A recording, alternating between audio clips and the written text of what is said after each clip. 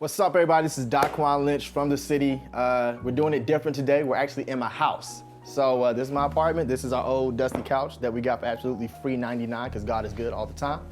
But I'm kicking the channel back off with something a little different. Last time you saw me, I was outside in, I think it was East Humboldt Park, and I was preaching Philippians 1. And after that video, my life kind of turned up a little bit. Satan started trying your boy every which way, all of which I did not stand, which means I fell into sin.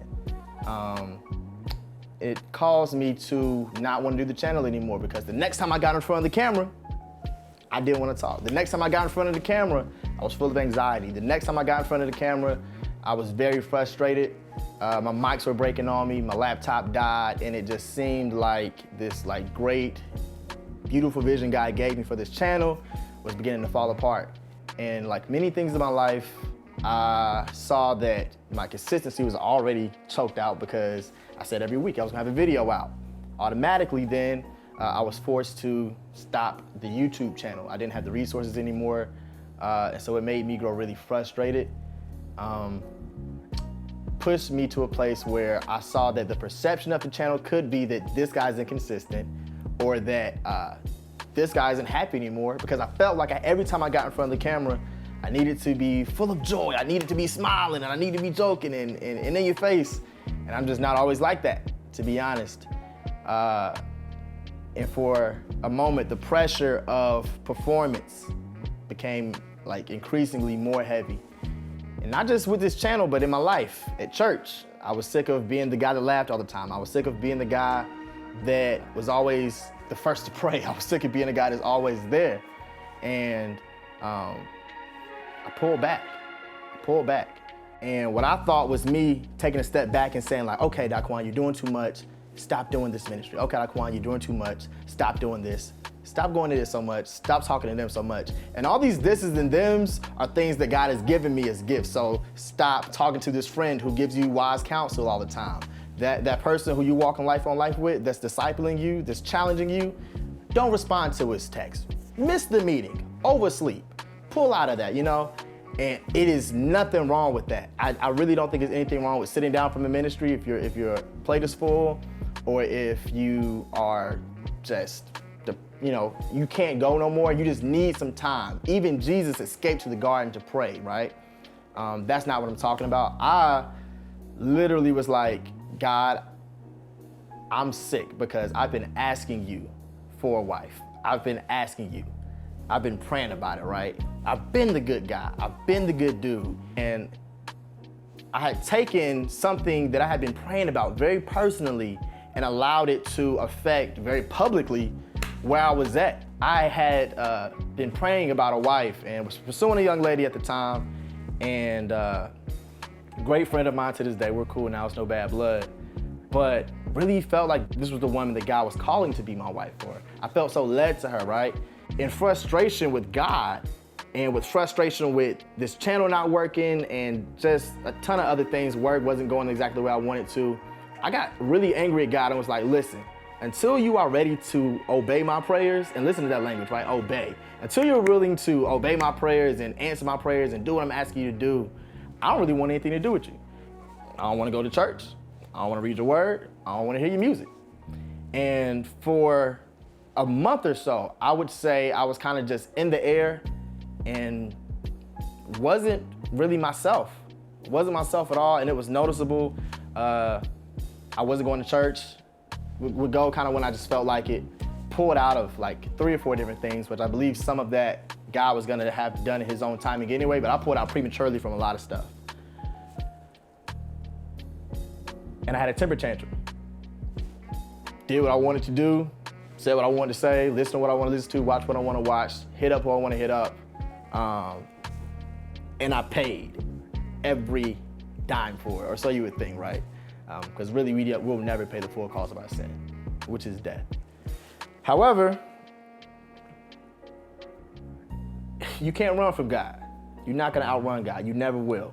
You will never become so frustrated and begin to tell God about himself, or how he should have done this, or how he should have done this by now, or how this should have worked out, or how, our timeline for life is kind of ridiculous, and it really is all a big concert that we have kind of lined up on our head that if this is the entrance, if this is the first song, by this point in the show, or by this point in the play, or by this point in the movie, this should have happened by now.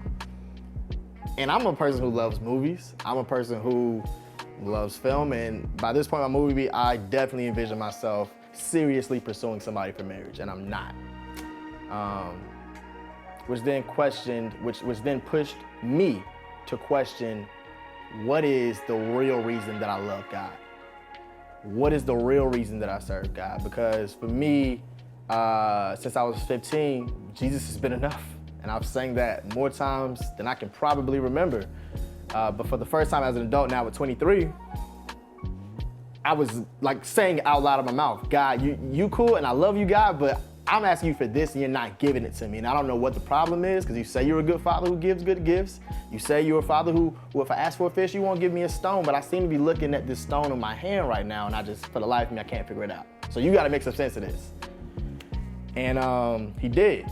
He did, and after some weeks of me doing this cycle of what I want, fuss God out, what I want, fuss God out. And honestly, at the same time too, very much enjoying myself, because part of that season I was in, I was happy to kind of be there, because I knew that in my sin, I knew that my highs would be high and my lows would be low. That in my sin, I would enjoy myself, I would have a great time, and then when it was over, I would be back depressed, and I'd be back alone, and I'd be back cold. And I was fine with that because I knew what I was getting. It was input, output. And with God, it seemed that it was input, circus show, and then no. And it created this huge animosity in me. Now, the issue with that position is perspective, because what I did in my habit there was really coming out of a good place. I was looking at God with this personhood that he really truly has, because God truly is a person. But what he is not a human. He's not a man that he should lie. And his ways are greater than our ways. His ways are higher than our ways. And he is not a human.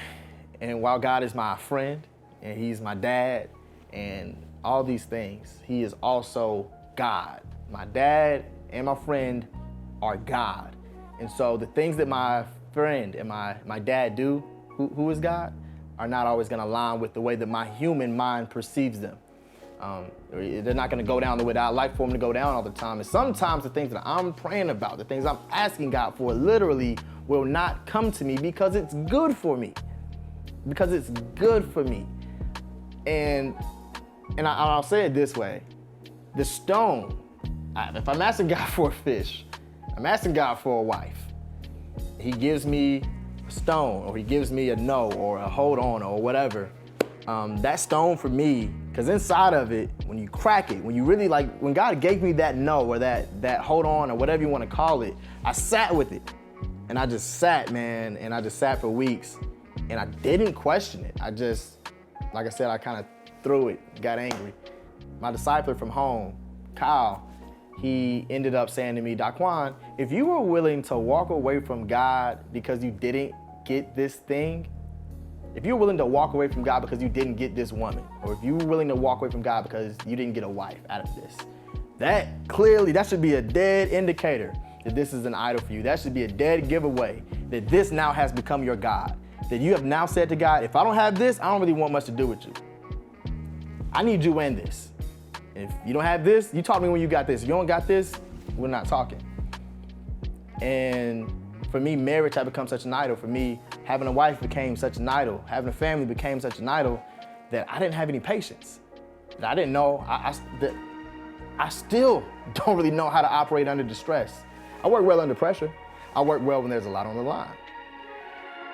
But when it comes down to my heart being on the line, when it comes down to me being hurt, when it comes down to me being depressed, how do I go forward and serve? How do I go forward in ministry? And to tell you the truth, I don't know, because I haven't seen it.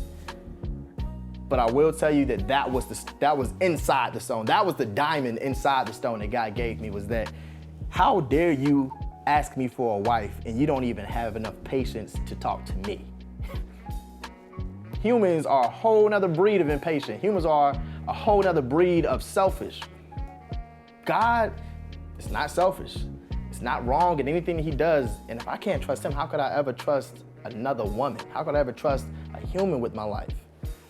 And God checked me, man.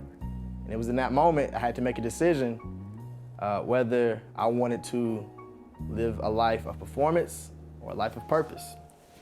Because all my friends are almost married. Because almost all my friends are married now, think about it. Almost, not all. But I seem to be a dying breed, and I think for me, the fear was that I would die alone. And to be honest with you, the truth is, as a believer, we're never alone. Because God will never abandon us. And if we live our lives praying for this one thing, if we never get it, it's good. It's truly good for us. And I can't sit here and tell you I got that, because that's not what this channel is for. This is not, I'm not gonna sit here and lie to you and say like, I have a hold on this now. I understand it and I'm wrestling with it. It's up here and it's coming here. But really the only way I can walk in it is if I just choose.